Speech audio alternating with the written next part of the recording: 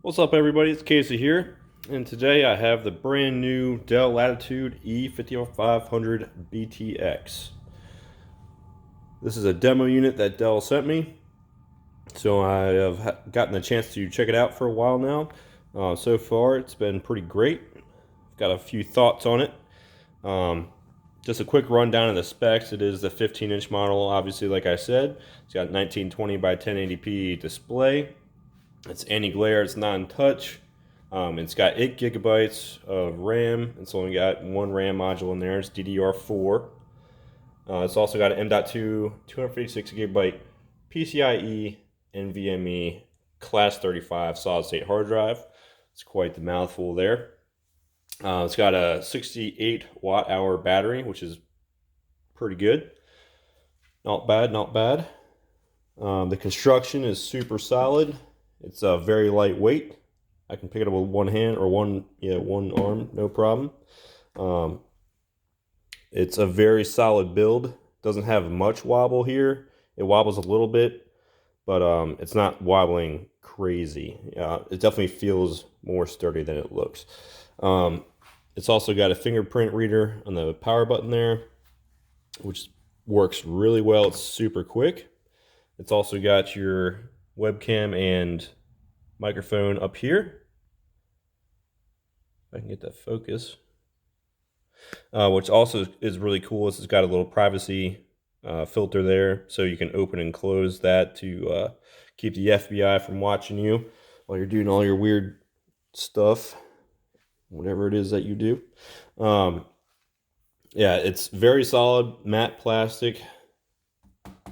I would feel confident dropping this thing and it wouldn't break into a million pieces. Seemed like a very solid construction.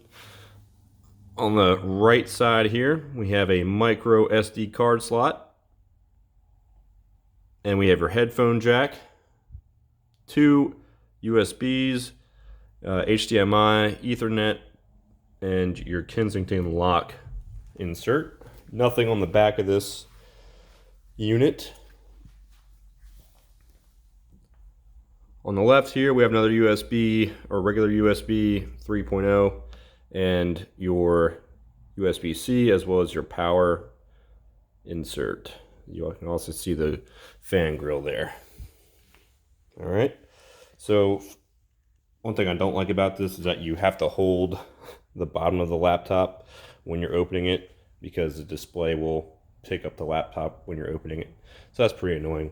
But the display is pretty nice. I mean, it's got really good viewing angles. It's pretty bright.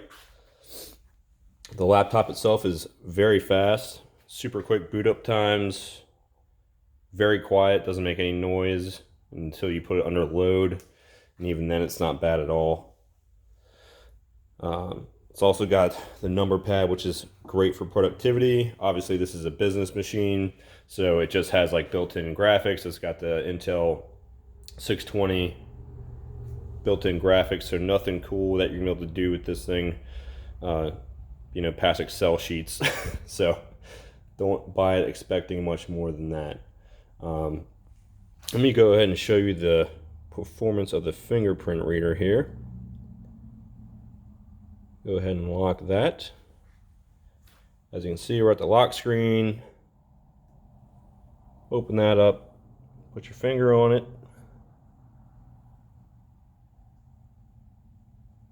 And of course, it's going to make me look bad.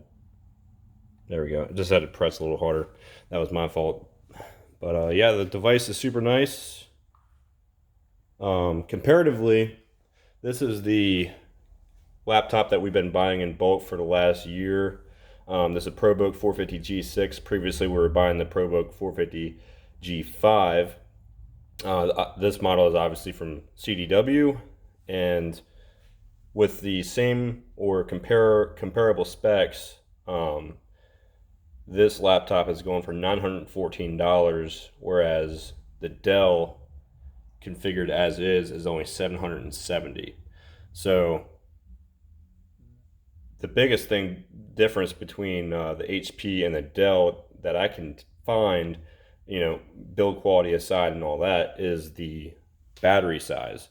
The HP only has a 48 watt hour battery, where this has a 68 watt hour battery. So you're going to get more performance, more battery life for even cheaper. So it seems like the playing field has actually switched, because previously the HP was cheaper for better performance, but now the Dell has come down in price but gone up in performance. So that's pretty great. I don't see any reason so far to stick with HP over the Dell. It seems pretty cut and dry. But as you can see on the HP, it's got a much bigger trackpad. It looks a little more modern, I would say. But you're not buying these computers for their looks. You're buying them for their productivity and performance. Aesthetics are not that important when you're in a business environment. Obviously, it's a plus, but it is what it is. I'm actually digging the design of this laptop. It's got super thin bezels, compared to previous models. If you look at my videos on the 5580 and the 5590, it's a night and day difference. So I'm really glad that they've thinned up the bezels. As you can see at the bottom here, the Dell actually has a much thinner bezel than the comparable HP. So that's a big win in my book, because I'm a big fan of small bezels. So, oh yeah, I opened up the bottom of it here, so let me go ahead and close this so I can show you the inside. So here's the bottom of the machine when it's opened up. It's super easy to get inside here. All you got to do is knock out like 8 screws, and in typical Dell fashion, they stay in the plastic, so you don't have to worry about losing them, which is super nice. All right. So you've got your memory modules here. Obviously, there's room for expansion. You can add another module here. You got your Wi-Fi card here. You have your SSD here. And it looks like you could put in a regular hard drive if you wanted to, but I don't think you would want to, because then you couldn't have your PCIe SSD in there. So obviously here's your battery, 68 watt hours, very nice size. You got your single fan on the right here, and that's pretty much it. It's super easy to get into, super easy to upgrade, whatever you want to upgrade. If you want to put a bigger SSD in or more RAM, it'd probably take you 5 to 10 minutes max. This is another cool feature of the 5500. You can open it up all the way flat, basically. I'm not sure why you ever really want to be able to do that, but I always like to be able to open my laptop as far as I want to, not as far as the laptop lets me. So just for comparison, the eraser blade only goes this far. So I mean, that's a pretty big difference.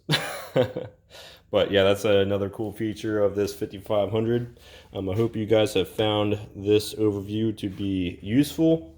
I know there's not a lot of videos out there on this laptop. It's pretty new, and probably not a lot of people covering business laptops because they're not that fun or exciting, but I like to get it out there. So if you have any questions, I will do my best to answer them. Just leave them down in the comment section below, and I will get back to you as soon as I can. All right, guys, thanks for watching, and I'll see you in the next one.